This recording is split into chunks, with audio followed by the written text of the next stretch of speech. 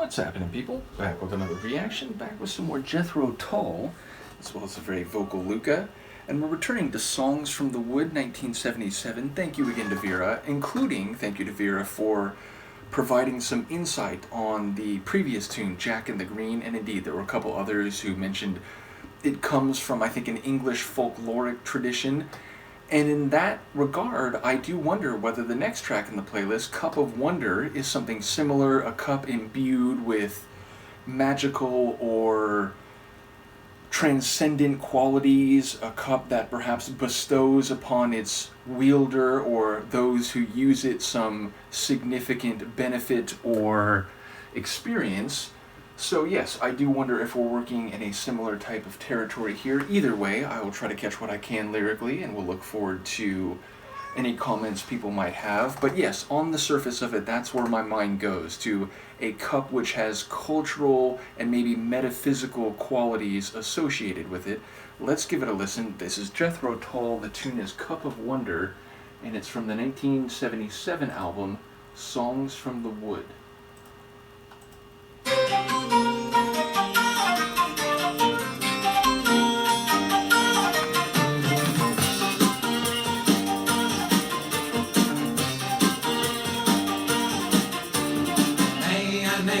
My fond excuses for the lateness of the hour, but we accept your invitation and move bring melting flower. For the Mayday is the great day, sun along the unstraight rack, and those who ancient lives in labor heed the song that calls them back. Pass the word.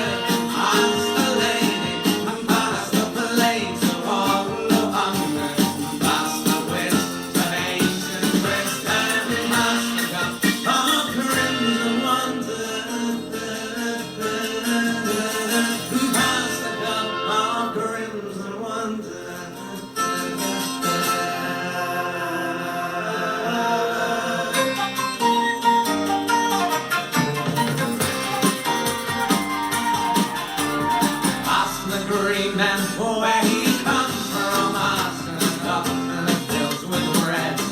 Ask the hungry standing stones and show the sun is sweet to dead. Question all them to their ways and learn the secrets that they hold. Oh, walk the lines of nature's palm, crossed with silver and with gold.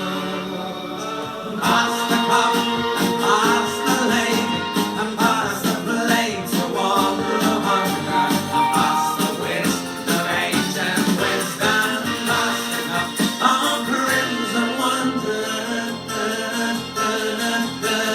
and pass the cup of crimson wonder.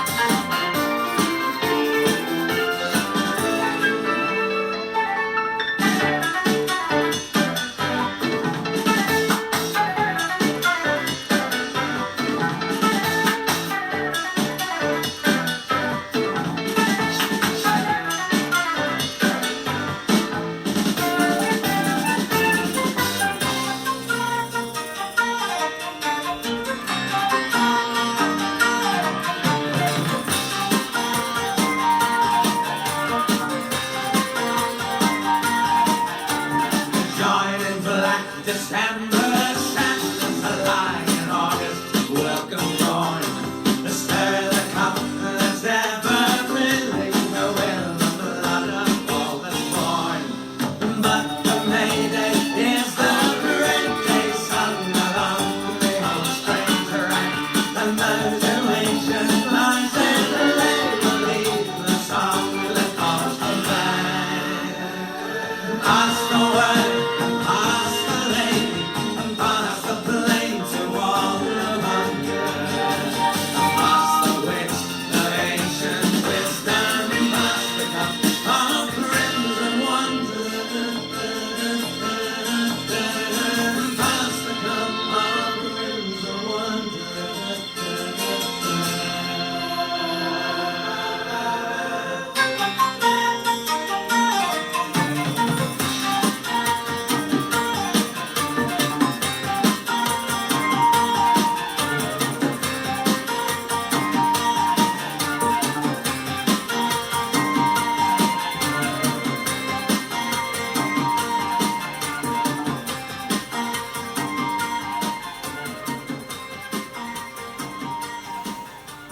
obviously I am very, very early in this journey with Jethro Tull, but even after 3 songs, I am blown away by the dynamic nature of their music. I really feel like that's the best word, because the tempos, they shift, the instrumental configurations evolve over the course of the tune, the arrangement in a given section is very different from the next, and the way it all comes together is surprisingly seamless.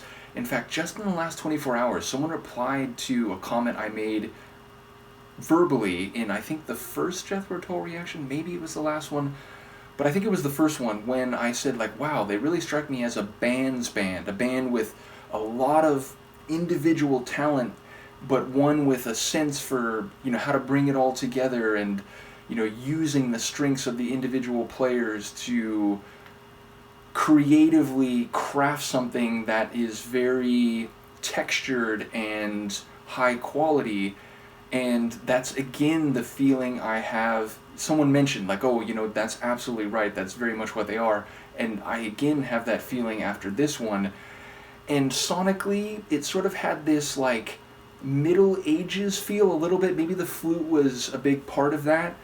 But again, there was, like, organ, like, piano. Obviously, the bass was grooving away. The drums very dynamic. And I'm now remembering that I was saying, like, oh, the tempos, they keep shifting, and the, like, particular percussive rhythm keeps evolving over the course of the tune. And I think it was Vera, but someone said, like, their first drummer, it was a bit much, and he was like, I'm out of here. And then someone came in after on drums who was very much, like, I think they were a jazz drummer, and was, skilled and proficient enough that, he was very much on that level.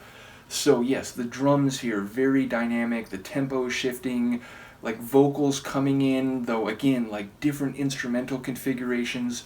Lyrically, we are talking about ancient wisdom, and I believe, not unlike a pretty famous scriptural narrative, like, I think there's a suggestion of, like, this cup catching blood, because it was like, what was it, crimson something? I'm forgetting exactly what the second word was, but, crimson, it's a hue label that is often used to describe the rich red of blood. And so I think maybe the cup holds blood, but in, like, a, transmutation, or in some form of magical quality, can provide those who drink from it, those who partake from it, with a transcendence, some sort of magical experience that is only available through that ritual, through that rite. So again, maybe this stems from folklore, maybe it is playing off of the scriptural narrative, but in a way that sounds a bit more, again, folkloric, or, let's say, grassroots.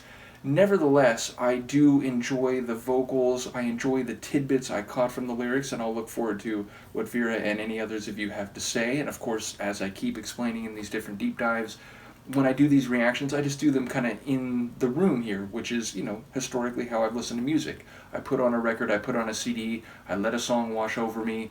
In the coming days and weeks, I re-listen to it multiple times, sometimes catching more and more of the lyrics, and eventually I come to an interpretation of it, though again, not a definitive one that is always open to reinterpretation, and I enjoy talking to other music fans about what they've taken away from a song, which incidentally is a large reason why I began doing these reactions.